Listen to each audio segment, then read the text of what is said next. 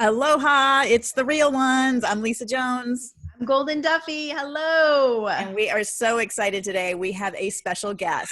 Really special, super special. So this woman I have known for probably the last 5 years. She's super inspiring. She's super, super smart, just a brilliant woman. She wrote a book called Do You Quantum Think?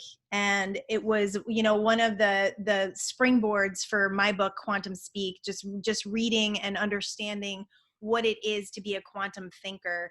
And I just wanted to have her on at this particular time in our history so that we can help people to understand that we are going through a restructuring. She said that word in a video I saw recently, and I just thought, God, restructuring feels so good because it's like a rebuild. We're in the rebuild right now, and we're about to embark on some really amazing, positive, joyful energy. And so I just want to instill that, and that's why we invited her on. So help us welcome.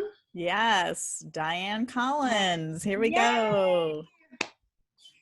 Here she comes. There she is. Aloha, Dianne.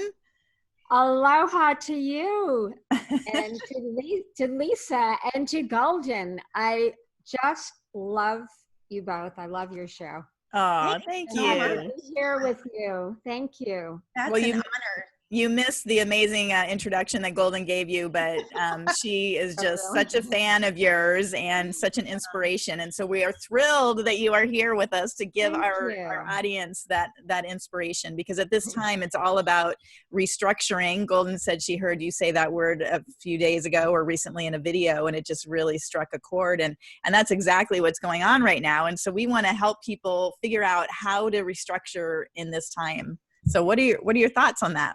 Well, what my thoughts are is I have been a student of planetary energies for many, let's say a few decades. So I call myself an avid student.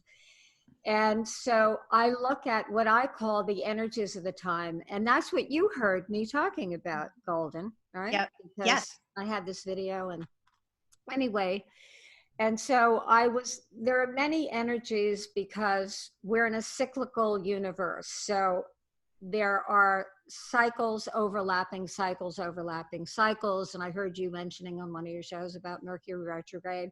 Mm-hmm. And people know about Mercury retrograde, but there's much more going on.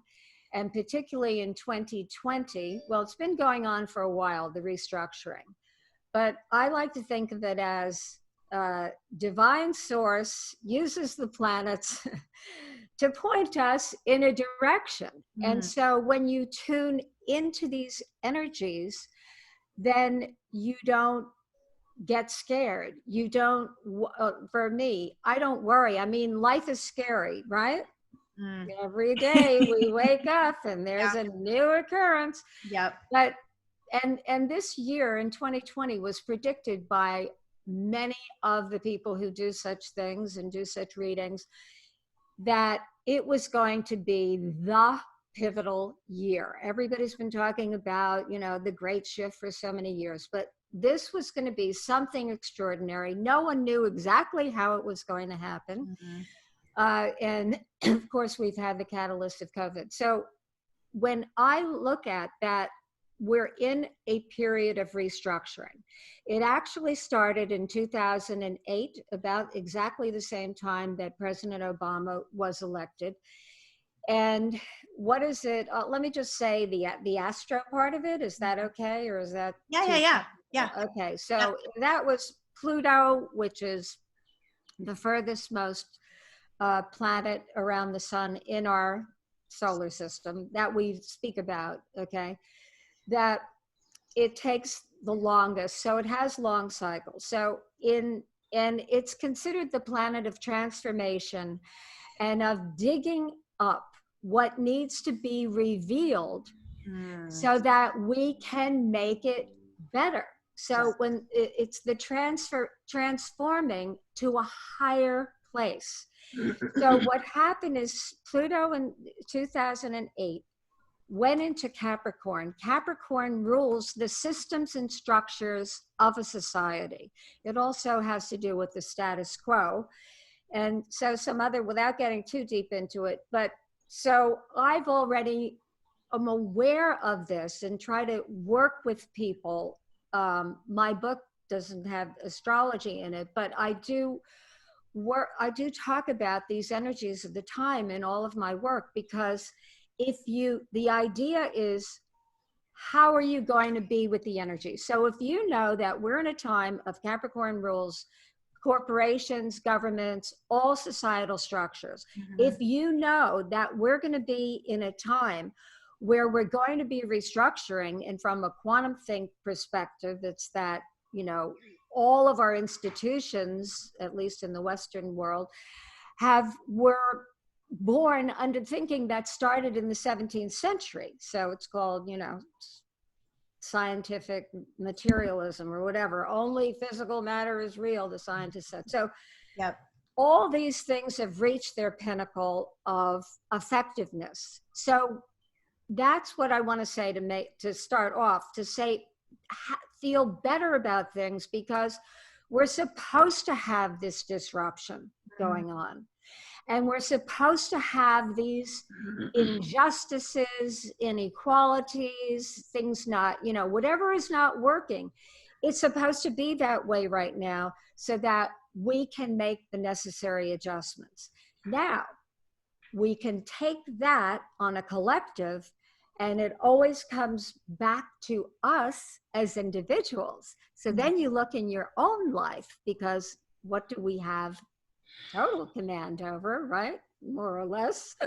Maybe not the circumstances, but how we deal with them. And then you look in your own life and you go, well, what do I need to restructure to be going into the new time, which, by the way, is literally the age of Aquarius that we're coming into.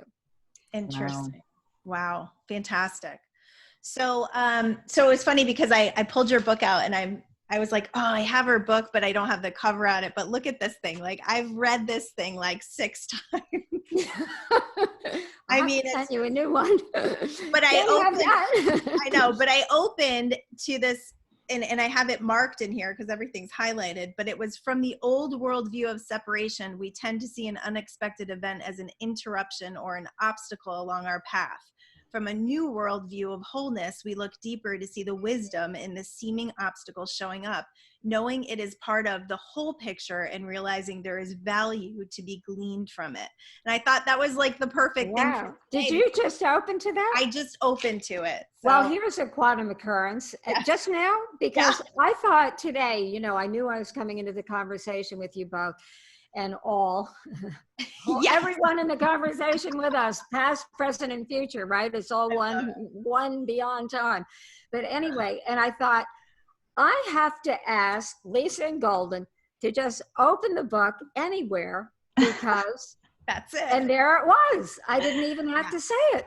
Yeah, that's. And I do that with your book a lot. You just kind of open it and just, I mean, there's just so much wisdom in it. It took me a while I kind of chewed on it, and I would read things over and over again, because there's a level of brilliance in the book that you have to digest, and you have to kind of sit with it and let it soak in. In fact, I probably need to read it again because it's been a while. I'll probably get something really different. You know what? A lot of everybody, I said in the book somewhere, consider it a friend for life. At the end, it's meant to be read again and again. And I've been on so many, radio shows and things where the hosts say, oh, I keep it there.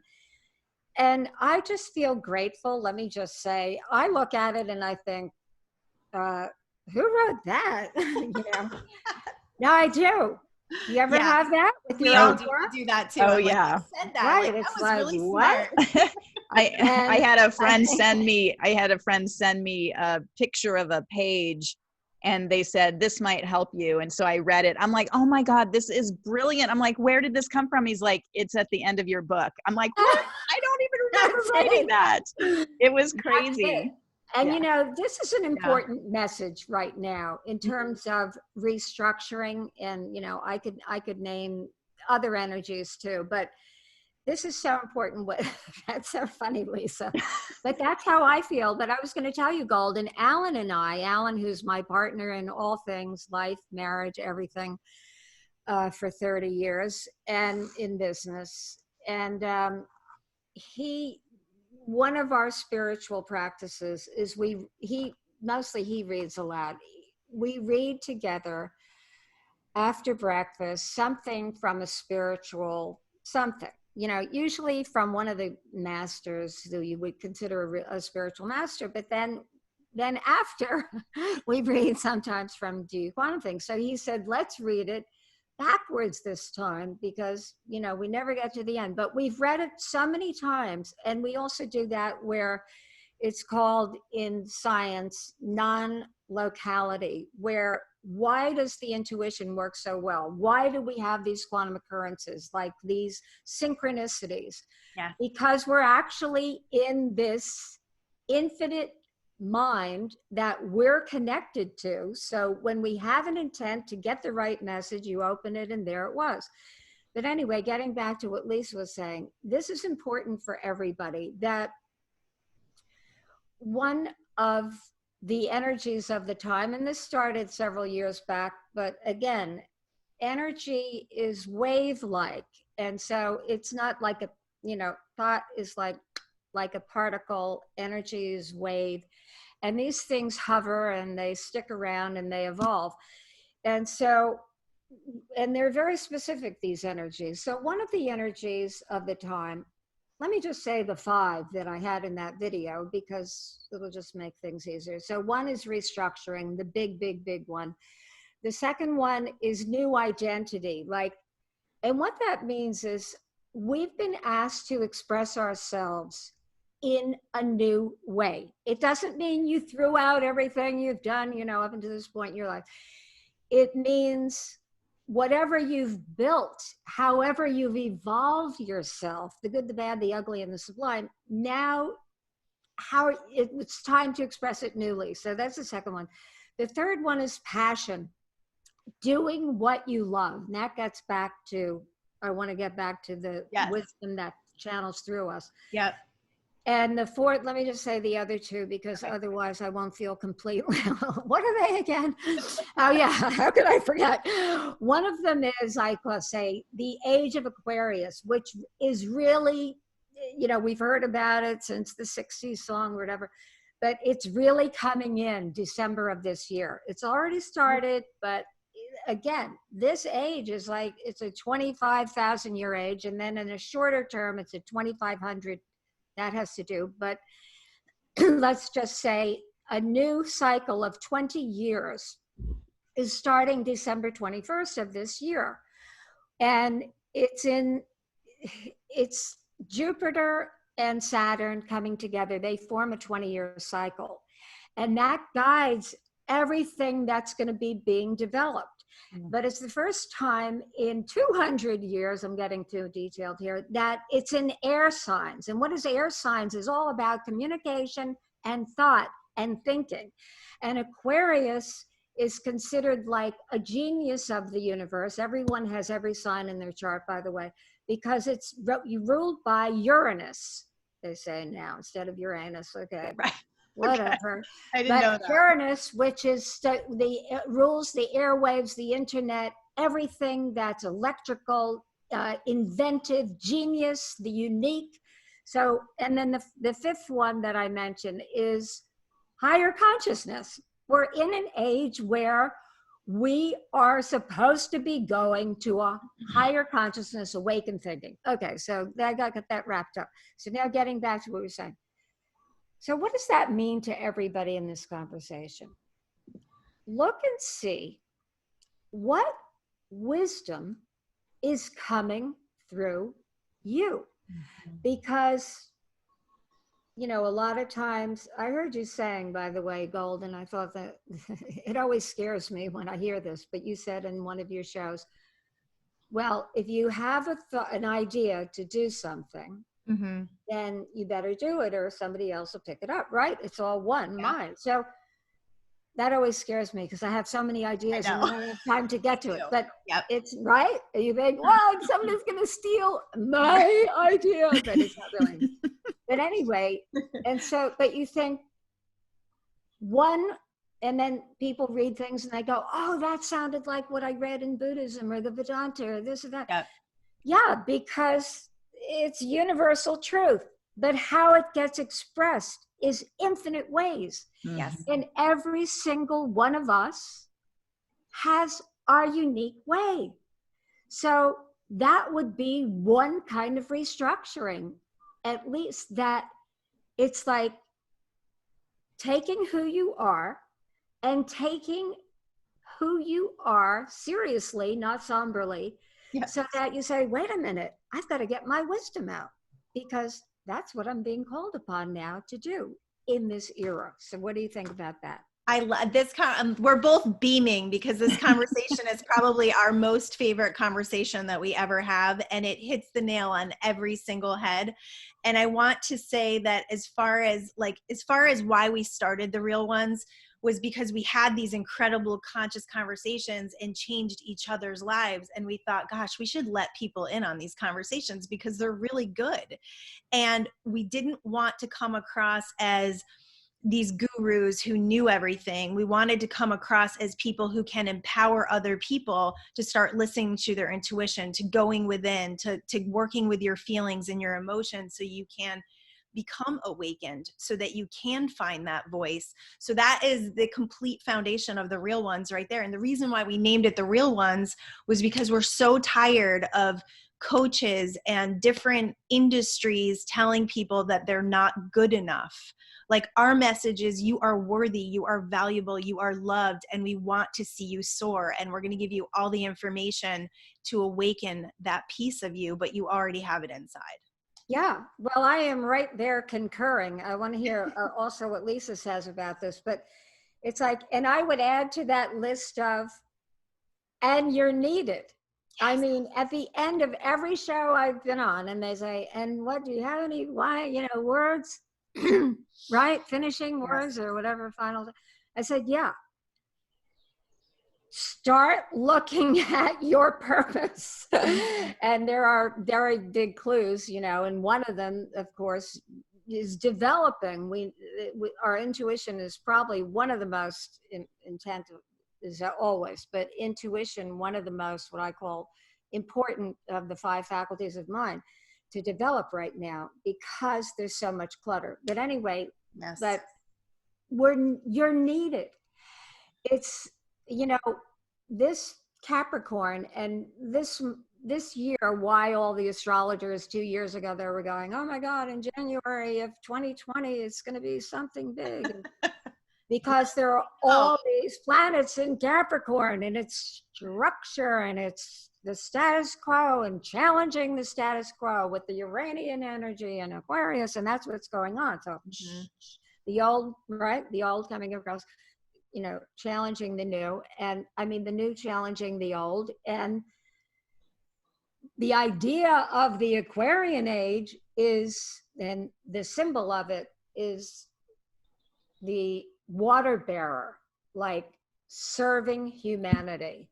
It's humankind coming together in brotherhood, sisterhood, as one unity, but in the diversity. So the Capricorn is also it's ruled by Saturn in Western astrology, and it means about responsibility. So that's added. You're needed, like you're here, as I wrote in Do You Quantum Think, and maybe you're here, you're just living on planet Earth without paying rent, but you're needed. You're here for a purpose in this particular time of this great transition. So that's it. It's like, you're not only valuable, we need every single person to become their best, whoever they are. What do you think, Lisa? Yeah, I agree with you. I just love this conversation so much. I was just on the phone with somebody who had called for a consultation, and it was almost identical to the things you were saying, those 5 things. And I was saying, well, what are you passionate about? And, what is your purpose? And I'm like, oh my gosh. So again, these synchronicities that are happening. And I love that you and your husband read to each other out of the books, because my partner Steve and I had just finished reading the Celestine Prophecies together, which was so much fun. And that's That is fun. We yeah. read that a long time ago. Yeah, it's Yeah. but it's so it is, and it's like right now the whole Celestine prophecy is just like, oh my gosh, it's happening. Like everything they talked about, and waking up and creating this, this oneness, and that's what this is all about. And the whole idea of, we're birthing this new experience right now, and birth is hard and arduous and painful, and this is, what's that, scary? It's scary, yeah. And there's a lot of like extraneous fluids that are around, which I know Goldyn doesn't like to, every time I talk about it, I'm like, it's like a cyst right now and it's like bursting open, and but it's true. It's like all the gunk and yuckiness has to there is a lot of yuckiness to it. Now, I don't have children in this life, but I know I've had them before. So I know what you're talking about. But then when you said, and it's gunky, it's scary. It's very scary. Mm-hmm. And it's ecstatic. It is, right. It's that fear and what is it? You always say fear. I always say fear and excitement have the same energy. It's just the filter that you throw them through that gives them meaning and makes you feel a certain way. That's it. It's the meaning that we decide to ascribe, and that's where we have the choice. And right. That, I'm so glad that the three of us are all concurring on this. So on the same page. Probably some things we don't agree. My husband and I, by the way, while we're reading our spiritual thing, every day I call it the morning debate. Whatever. I mean, politically, we couldn't be more far apart. Really? But, well, I call myself, I don't like a two-party system that much, but because we're seeing the division. It's division. It's all about division right now. It forces you. Now, if you had enlightened people, yes, anything can work. You can have a two-party system and it could work perfectly, and saying, okay, well, we like to take care of the people, and the other person say, well, we like to take care of the economy. Okay, let's get together and see how that can work out. Mm-hmm. Right. But that has to be from an enlightened state. Yeah. But I think we have to be, anyway, so going back to the debate, it's not like, we concur on these universal truths. Yes. And I'm sure that everyone listening, and it's like, it's not we're saying something that you don't already know at some level of your own being, because otherwise you wouldn't be able to relate to it. That's why I read the Celestine prophecy or whatever. I met him, by the way, but very nice chap. Nice. James Redfield. Yeah. And it's,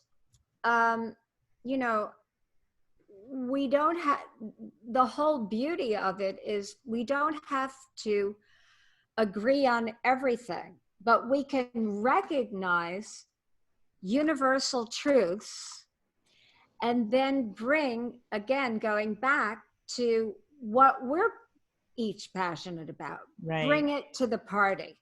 Right. Well, that's what I was going to say. So what would you suggest for people right now in this crazy, scary birthing process? Like, a lot of people don't know what their passion is, or what, I mean, that the woman's like, wow, what do I like? What's my passion? I'm like, really? Like, most people have never asked this because they're always told what to do, or for our whole lives. Like our parents tell us where to go to school. They tell us what, it's like, there's really never been a, like our voice has not, our voice has not really been, I mean, at least for me, not well, really. It depends, but I think, and I was fortunate when I was growing up I had the insight right away, rather than saying, oh, my mother, why didn't she send me to this school or that, because I saw they were parents who loved their children, who were they were doing the best they knew how to do. Yes. And I really do feel that about all parents, even when it doesn't look like that's what they're doing. Yeah. We know there's a lot of people that have like, so in other words, but it's an interesting thing because I never felt like my brother and sister really got that until way later, but I feel that was part of me being trained to live my purpose. Lisa, you were saying, what can people do? Mm-hmm. Is that, first of all, let me give you one cosmic perspective here, that in this immediate time frame, because there's always 2 sets of eclipses every year, and sometimes, usually there are 2, a lunar and a solar eclipse, within 2 weeks of each other, and it's a time of transformation and putting a light on something and putting endings to some things and beginnings to other. And then in the northern hemisphere, planets go retrograde, which they appear like they're going backwards, but they're really not. But it's to slow, well, anything retrograde, which there are quite a few planets retrograde now, is to slow us down. Mm-hmm. So if someone says, I don't know what my passion is, and you could go and say, you're right, Goldyn. I mean, we've had such even in our own, adult lives, like you're busy doing this or doing that, or you have to take care of your own kids, your own house, or, where am I living and where am I moving? Maui. Yeah. And help me. I want a place in Maui too. But, and then but right now, in this level of upheaval, if somebody isn't confused about something, right, you're not normal now, right? Yeah. So, I mean, it is a time that we're going, each one of us, and as the collective, to an unprecedented place. That means we can't know from the past. Mm-hmm. So we use whatever we've evolved ourselves to, whatever experiences that we've been given. I call it God trains us to live our purpose. And our purpose isn't one thing. It manifests in a multitude of ways over a lifetime. And depending on what's going on around us, we're not separate from what's going on in the world. So first thing I would say is use these next months. We're right in the middle of 3 eclipses right now as we're recording this, but June 5th, June 21st, and July 21st. And then there'll be another set like in the fall. And then you use this as a time to go inward. So here's what's going on in the energies of the time, is that we're supposed to be reflective right now, but not just to go and sit on a mountaintop in the Himalayas. It's so we can take our wisdom into action in the world. So if you're confused, that's good. And I wrote in one of the quantum think distinctions, like confusion and paradox, or they say the statues at the entrance to the Temple of Wisdom represent confusion and paradox, because they keep you from the truth and lead you to it. So if it's paradox, it's like, well, do I like what's going on with all these movements, or do I not like it? Or, are people getting too crazy with all the political correctness? I have a bias of that view. They're ruining everything. Throw out any movie that has anything to do with blackness in it. I mean, or whatever, because the next thing, it'll be the indigenous cultures, then it will be, every religion taken. It's crazy. It's like there's an allowing that I think when we talk about living the virtues, and that's really what my aspect of my purpose is, but wait, I'm getting off on me, but let me go back times, because it's to go inward right now, to be reflective, and to get into that, I call the 5 natural faculties of mind: intent, intuition, subtle energy, resonance, and meditation. I consider not just a practice, but an actual natural faculty of mind. So when we say go to that stillness, go to that, point within, is for me, are we to be able to live in that state. So simultaneously,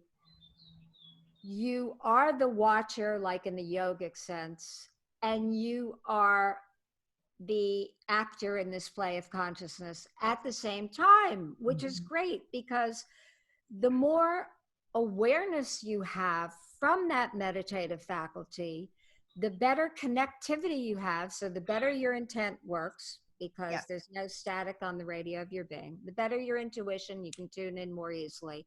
The better your subtle energy faculty, which means, you know, you can tune in, is this energetically where I want to follow, or what are the energies of the time, or is that apple in the grocery store good for me or not energetically? You know, these are the things, like this is the expansion in consciousness going on, that we're all here to be those masters. So that's my advice, is go within, be happy with any paradox or confusion, knowing that you're getting led to what is the truth for you, so that you can live your purpose. There are other things too, of how to, you know, how do I know what's my purpose? That's another question. But what do you think about what I'm saying now? Is to put the wisdom into action. That's what I'm going to say, is I'm here because I saw we have all the wisdom. Why aren't we living it? You know, 6,000 years plus. Well, touch of a smartphone. Why are we still so read the 3D news, right? And again, that's all back to the Celestine prophecies is all about that, talking about how we went from, you know, God, but then we went into this materialistic, you know, materialism, and all about scientific and just focusing on that. And now we're getting away from that. Now we're seeing the truth, which is there's a much bigger thing going on out there, and it can't be defined in that scientific, you know. Well, in the old scientific, which said only the physical, because we know it's multidimensional. Right. But, you know, here's the thing, the most, what I call insidious conditioning from that old world view, because the premise of quantum think is that we imagine we think freely, but we can think freely, but we really don't, because we're conditioned by the overarching world view, what we, in the background of human culture, what we believe to be true about the nature of reality, what's possible, what's not. So his book was great, because it's like saying, well, wait a minute, as you just said, Lisa, there's this wider reality. But what I was going to say is the either or is energy. Is it a particle or a wave? Okay. Well, you can't understand it until, in quantum science, it's both. It's both a particle and a wave, and it works together, and you have to see the whole picture. So if we say, well, we got lost in material, not money materialism. Right. I want to make that distinction. Yeah. It's not the money, but it's seeing that in the physical domain. Stuff. Yeah. We look separate. We look different. You're black. I'm red. You're yellow. You know, all that, which we don't realize have been conditioned by. So now what happened is the quantum scientists came along and they started verifying in the science, in an expansion of the science. It's really a quantum leap in the science, not even necessarily an expansion. I'm not a scientist, but I've studied a lot about it. Pretty close. and the idea is like, okay, well, even the scientists are now proving what the wisdom masters have said, like, since forever. So what I was going to say, the insidious, what we have to be careful of, because this is what's going on now with all these, you know, protests and PC things, is the either or. And not only that, and what I lovingly call the consciousness crowd, that would be us, that we get, you know, people start saying, and I have to say, I did hear you both say it the other day, that you're, you know, get out of the mind and into the heart. And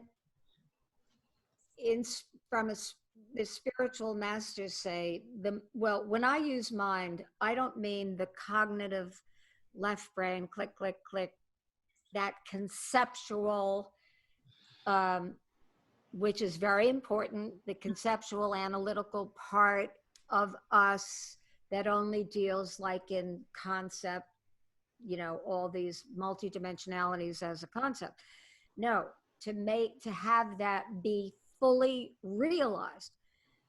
That, so mind, how I talk about it, is the individualized form, meaning coming through each one of us, of the all pervasive, all that is infinite divine mind. Ooh.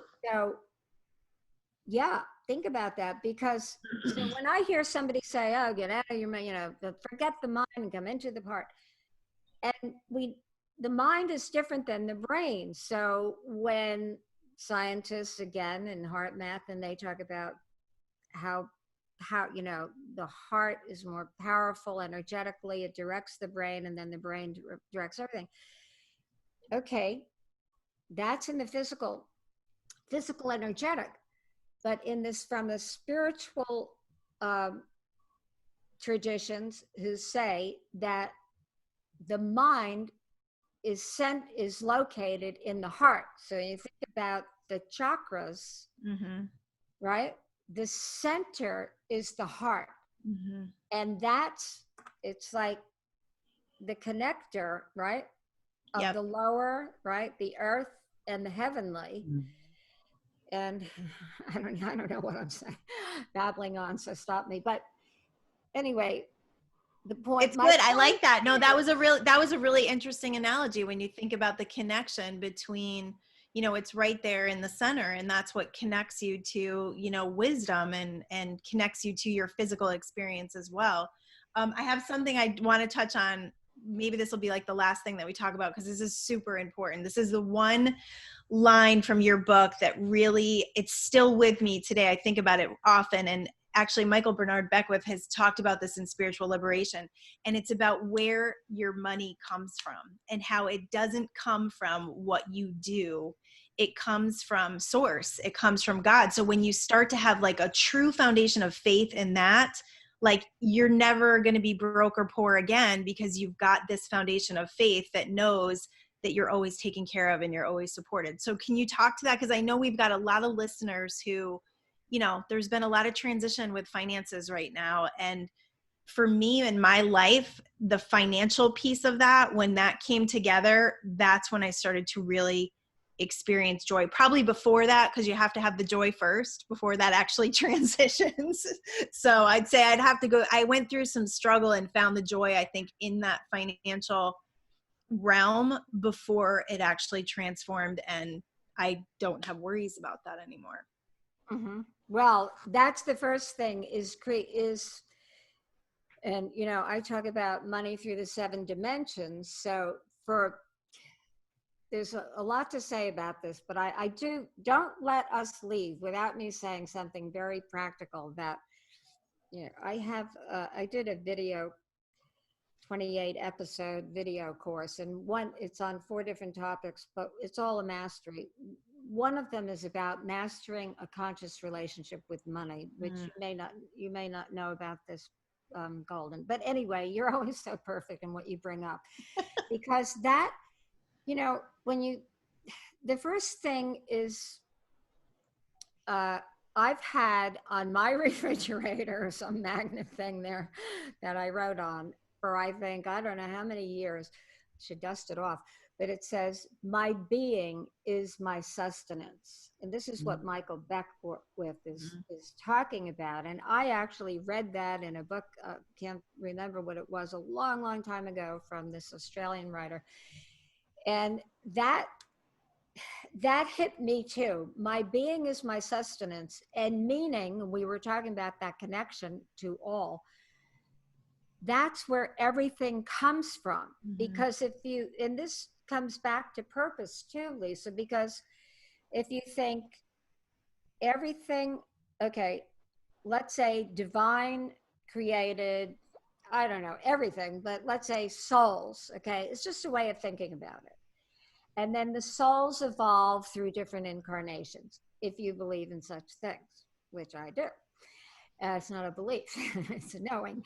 And then, and then this, your soul, right, comes in, and there's a spirit here. And that spirit is, you know, you're born with different talents and gifts and proclivities and interests that you're pulled toward, and also things that attract toward you because you're magnetically attracting things that are very specific. I attract a lot of psychics and, you know, people in the mystical arts in my life. I could be standing on a corner, they'll come my way, and that's what. And no, and so Lisa does too. Lisa's agreeing. She does really? too. Yeah. It's like I could be in the groceries, wherever I am. I could be in another country. I'll meet them. It's like, I don't know, it's my interest or I'm pulling them in, but we're magnetically pulling in what we're supposed to be experiencing. So let's say you're born in even a certain country. Maybe you move. My husband is from Great Britain. Now he lives in America. So you don't know that. You look at, this is part of how you discover your purpose. You look at all the patterns and all the proclivities and all the interests and all the natural talents, or the talents that you've chosen, the gifts. And you look at the whole patterning of your life as one whole story. And then you say, okay, that's what I'm passionate about. I want to do that. And when you create whatever it is you're creating, whether you're an accountant, an architect, or, you know, an avatar, I don't know, but whatever you're creating, and then we have, right, an abundance of that, because there's only so many widgets that a person can use in their own household. And then we create the symbol of it, so we can exchange it, that we call money right now. But where does that come from? So every time you spend money, attract money, exchange, that is coming from divine source. Every time we buy something, and it's not just one person's creation, because everything that we do, there are at least thousands, millions usually, of people, whatever you're wearing, right? This dress that I'm wearing, that the thread is coming out. You know, I mean, how many people's expertise and effort went into me being able to wear this dress? So that's how, when you start to look at things that way, all of a sudden you have a new and we're doing it right now, the art of distinguishing. That's the method of quantum thinking, is you bring something into your awareness in such a way right now that it shifts your relationship. So when you start to see that money is not the root of all evil, it's right. It's, what is your relationship with money? Do you you can have a conscious relationship with money where you have appreciation and gratitude, and what you both talk about. And you said joy.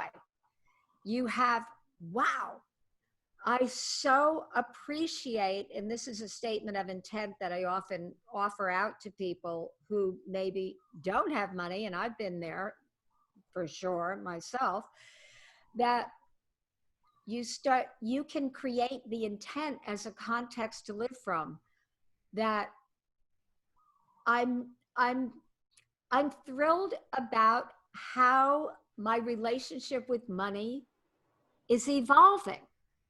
See, that's not a true or false statement. I love it. That is, I'm choosing to live from, I'm thrilled about how my relationship with money is evolving. And that energy field that you create with that intent, because intent is not a cause and effect. Intent is, it's not mechanical. It's the you're generating that transmission. energetic. I got transmission. Yeah, you're transmitting. That transmission. And then you'll start to attract what's consistent with it. So if you're nowhere with your money, you can start there. but I just want to say one other thing, okay? Because Yeah. yeah. That I had this little exercise or this thought that you can, and I had to start. You can't put out anything that's not authentic for you, right? Man. Right? Yep. Right?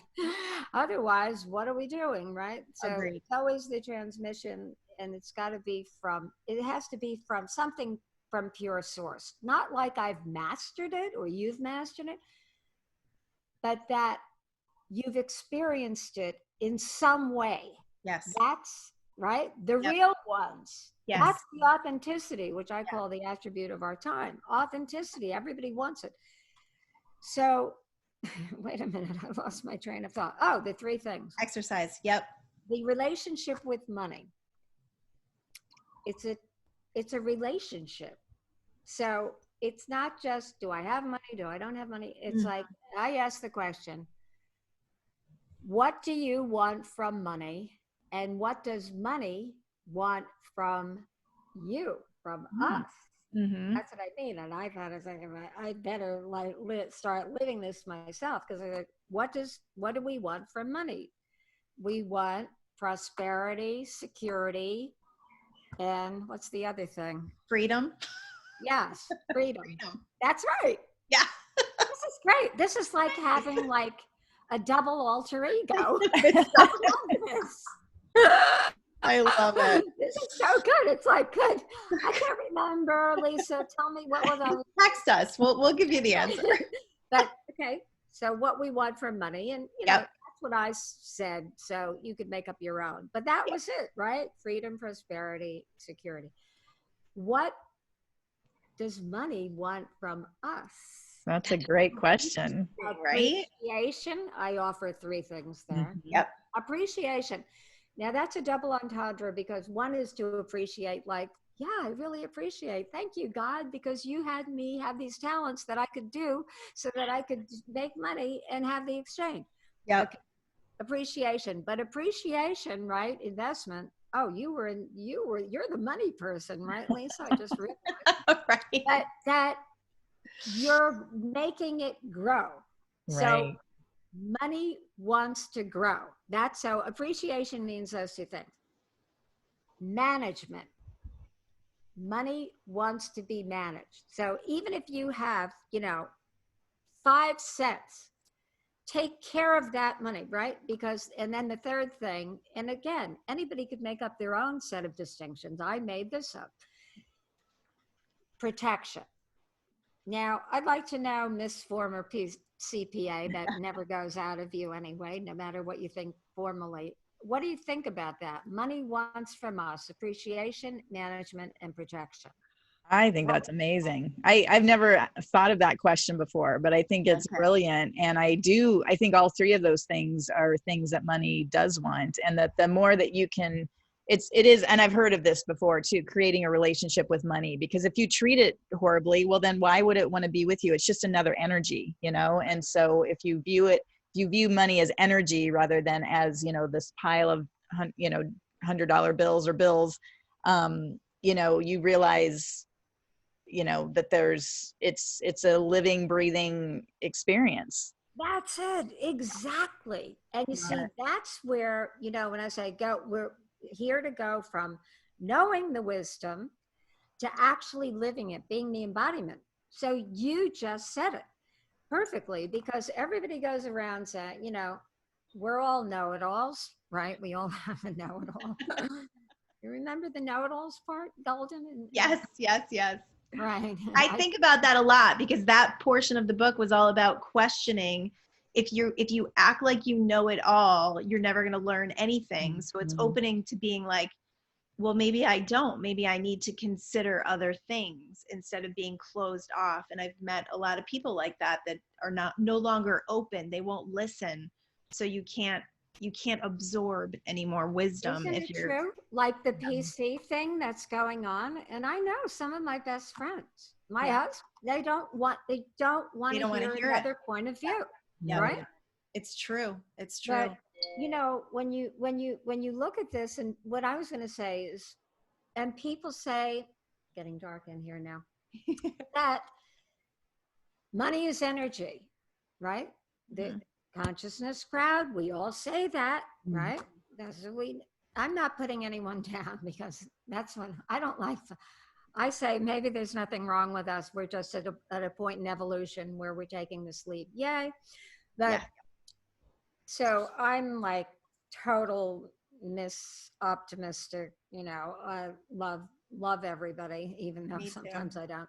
But it's like you feel like, why? You can be in our Pollyanna club. We've got a Pollyanna club over here. I love it. And we love it. In the Pollyanna. Yeah. Look, what's the alternative? Better way to be, I think. Right? That's it. Let's be Pollyannas. Maybe that would change the world right there. Make it a movement. I love it. I'm in the club. Put me in. Cool. But when you say money's an energy, exactly what you were saying, Lisa. It's like there's want to say living, breathing. So use breathing, outside of the physical, right? Right. But we're connected to everything, right? Like when Edgar Mitchell, you know who Edgar Mitchell is? The Apollo, rest in peace. He was Apollo 14, the sixth man to walk on the moon. Okay. Or to go to the moon. I don't think he walked on the moon. He didn't walk, but he was in charge of the lunar module. And he came back and he started Institute of Noetic Science, ions. Oh, yeah. Oh, my God. I love ions. Yeah. Study, right. Well, he's the founder of that. Okay. He passed away I think a couple of years ago. But anyway, that his story, which he has in a book, and he's told it many times, I've seen him a couple of times, that he says he went to his job was making sure the lunar module, did everything it was supposed to do. And on the way home, maybe he did go on the moon, I don't remember. But on the way home, he could relax a little bit. And he said he's looking out, the window of the spaceship, and he saw the sun, the moon, and the earth simultaneously. And he was never wow is right. I'm getting chills right now. Can you imagine? Really? Yes. Pretty soon we're counting on Elon Musk. Come on, Elon. Yeah, I'd like to get off this planet anytime. I'll take the first seat. We're all ready. Yeah. We're gonna go to the Pollyanna planet. That's what we're like a beautiful earth goddess, both of you. Anyway, so, and he said he saw it, and he had a samadhi experience, which he didn't know the word, but he saw his words. I think. I hope I'm not misquoting you, Edgar, but that everything was alive with consciousness, and of course, everything is connected.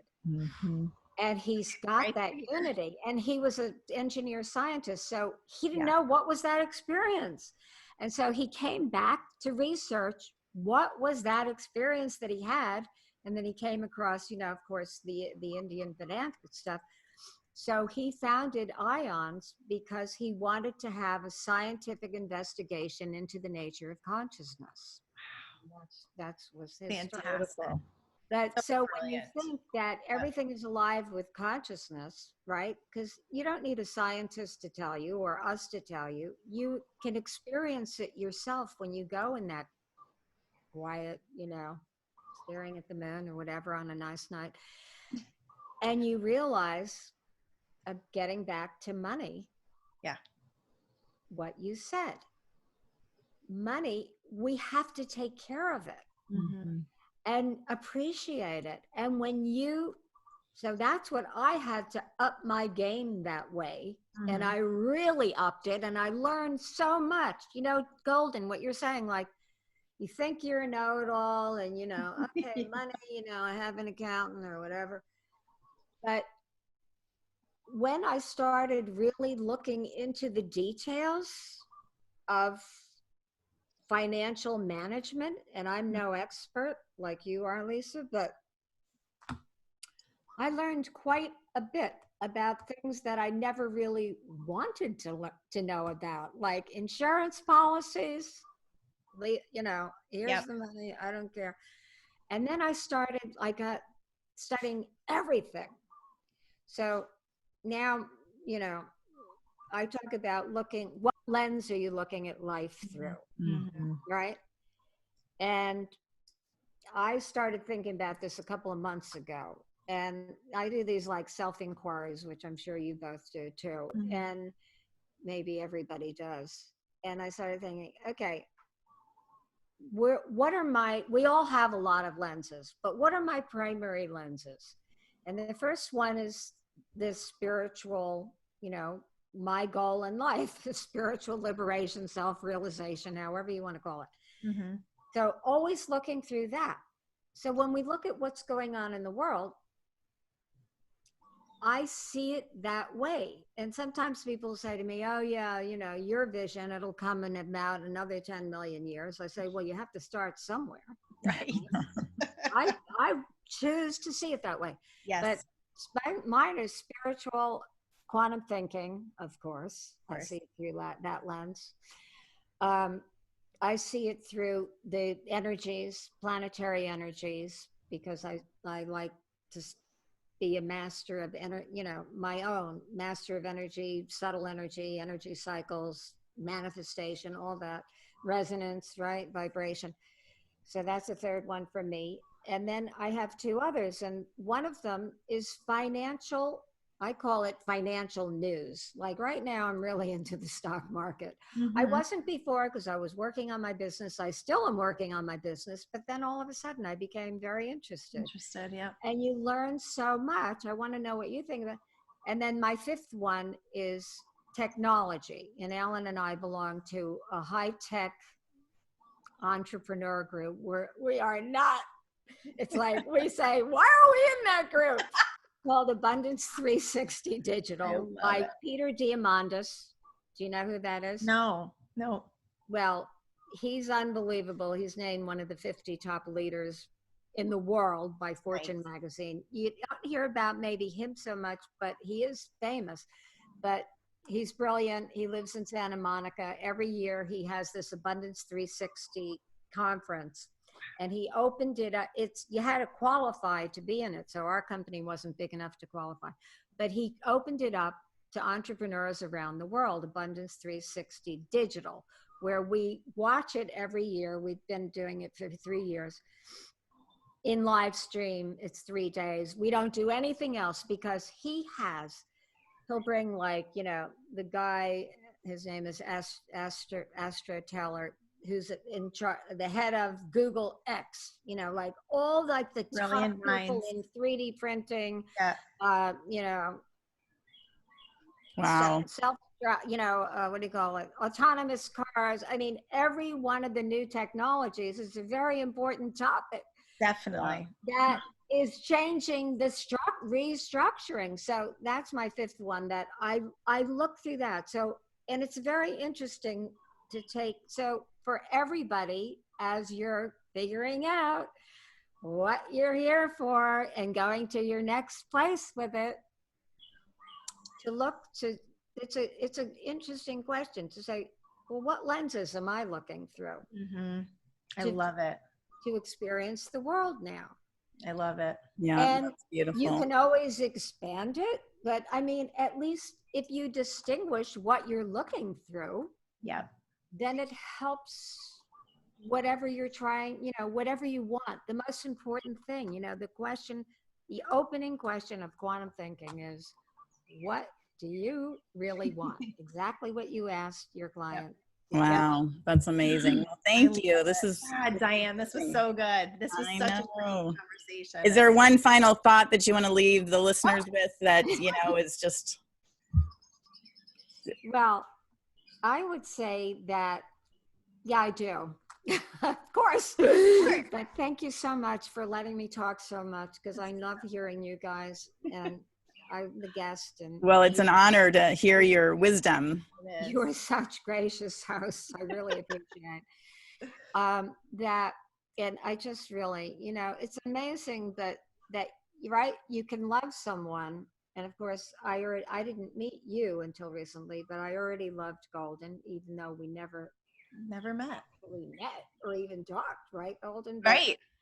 But we have, because that's how we can know people.